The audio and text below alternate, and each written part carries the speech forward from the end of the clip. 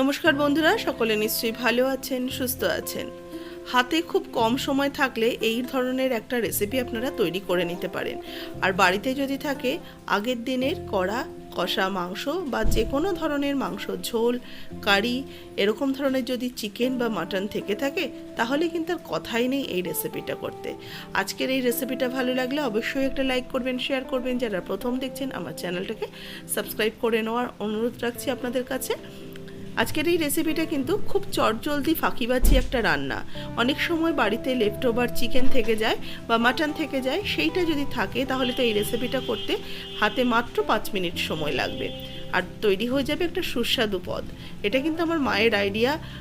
আমি যখন ছোট ছিলাম আমার মা এরকমভাবে তৈরি করে দিত।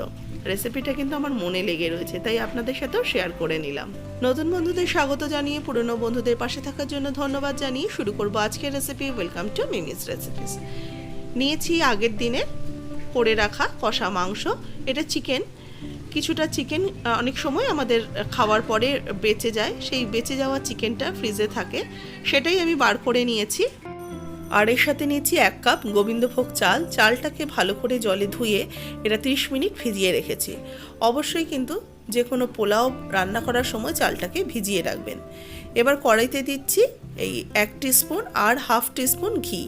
জাস্ট একদম অল্প ঘি দিলাম, শুধু ফ্লেভার আর ফোড়নের জন্য, কারণ অলরেডি কিন্তু মাংসতে অনেকটা পরিমাণ তেল রয়েছে। এই ঘিয়ের মধ্যে একটা তেজপাতা, 2 এলাচ, 2-3 টুকরো দারচিনি আর 2 লবঙ্গ ফোড়ন দিয়ে দিলাম। এবার এই ফোড়নটাকে কয়েক সেকেন্ড নাড়াচাড়া করব। ঘিটা কিন্তু জাস্ট একটু ফ্লেভারের জন্য অ্যাড করেছি, এর বেশি কিন্তু তেল বা ঘি দেওয়ার প্রয়োজন নেই। এবার আমি ভিজিয়ে জল ঝরিয়ে রাখা গোবিন্দভোগ চালটা দিয়ে দিচ্ছি। চালটাকে এবার এই ঘিয়ের সাথে ভালো করে ভেজে নেব। পোলাওতে কিন্তু চাল ভালো করে না ভাজলে পোলাও কিন্তু একদমই সুস্বাদু হয় না, আর খুব তাড়াতাড়ি নরম হয়ে যায়, ভেঙেও যায়। সেই জন্য একটু সময় ধরে, ধৈর্য ধরে পোলাওয়ের চাল কিন্তু ভাজতে হয়। এবার কয়েকটা কিশমিশ দিয়ে দিলাম। কিশমিশটাও আমি চালের সাথেই ভেজে নেব।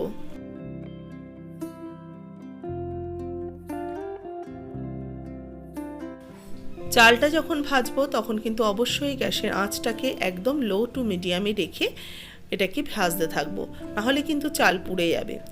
আর চালটা ভাজা হয়েছে কি না বুঝবো, চালটা যখন দেখবেন ট্রান্সপারেন্ট হয়ে গেছে, এটা স্বচ্ছভাবে এসছে আর চালটা বেশ ফুটফুট করে আওয়াজ হচ্ছে, তখন বুঝবো চালটা ভাজা হয়ে গেছে।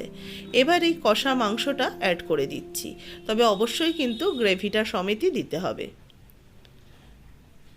এতে যদি আলু থাকে আলুটাকে পরে দেবেন বা আলুটা সাইড ডিশ হিসেবে খেয়ে নিতে পারেন। আলুটা কিন্তু দিয়ে তৈরি করবেন না, কারণ আলুটা দিলে এটা একটু গ্যাদগ্যাদে হয়ে যাবে, মানে আলুটা যেহেতু নরম অলরেডি হয়ে রয়েছে একদম পুরো ভেঙে ভেঙে যাবে, যাতে খেতে ভালো লাগবে না আর পোলাওটা ঝুরঝুরে ভাবটা আসবে না। সেই জন্য এর মধ্যে আমি চিকেন আর গ্রেভিটা অ্যাড করলাম। এবার এই চিকেন আর গ্রেভিটা দিয়ে চালটাকে ভালো করে আবারও কিছুক্ষণ নাড়াচাড়া করে মিশিয়ে নেব। খুব চটজলদি একটা চিকেন পোলাও, খেতে খুবই সুস্বাদু। বাচ্চাদের দেখুন, বড়দের, যাদেরই দেবেন আমার মনে হয় সবারই ভালো লাগবে। আর হাতে কিন্তু সময় ভীষণ কম থাকলে তাড়াতাড়ি এই রেসিপিটা হয়ে যায়। এবার দেখুন আমি জল দিয়ে দিচ্ছি। আমি 1 কাপ যেহেতু চাল নিয়েছি সেই জন্য আমি 2 কাপের মতো জল দেব। কিন্তু আমি এখানে 2 কাপ জল দিচ্ছি না, 2 কাপের থেকে একটু কম জল দিলাম। বেশি জল হয়ে গেলে হয়তো গলে যেতে পারে, একটু কম সবসময় দেবেন, যাতে গলে যাওয়ার সম্ভাবনাটা একদমই কম থাকে। এবার ঢাকা দিয়ে 5 মিনিট রেখে দিচ্ছি।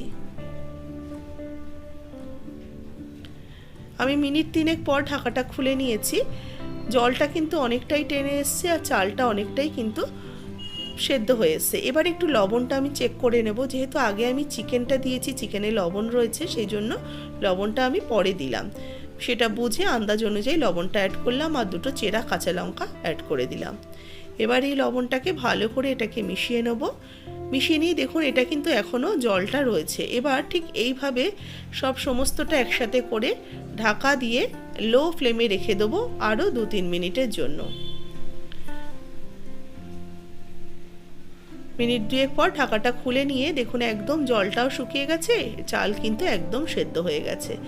পোলাও আমার প্রায় রেডি। তবে এটা পোলাও যেহেতু একটু তো মিষ্টি মিষ্টি লাগবে, সেই জন্য একটু মিষ্টি অ্যাড করছি। যদি কেউ মনে হয় যে মিষ্টিটা দেবেন না, একদম বাদ দিয়ে দেবেন, তাহলে নাও দিতে পারেন। অল্প একটু মিষ্টি দিয়ে দিলাম, আমি প্রায় 1.5 টিস্পুনের মতো চিনিটা দিলাম। এবার ভালো করে এটাকে মিশিয়ে নিচ্ছি। চাল সেদ্ধ হওয়ার পরেই কিন্তু অবশ্যই চিনিটা অ্যাড করবেন। এবার গ্যাসের ফ্লেমটা অফ করে এইভাবে ঢাকা দিয়ে রেখে দিচ্ছি কিছুক্ষণ। তারপরে আমি যখন খাওয়ার সময় এটাকে একদম সার্ভ করে নেব।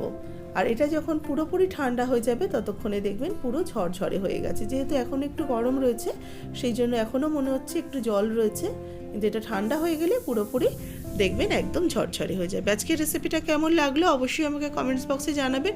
ভালো লাগলে একটা লাইক করবেন, শেয়ার করবেন। যারা প্রথম দেখছেন আমার চ্যানেল তাদের কাছে অনুরোধ রাখছি চ্যানেলটাকে সাবস্ক্রাইব করে নেওয়ার।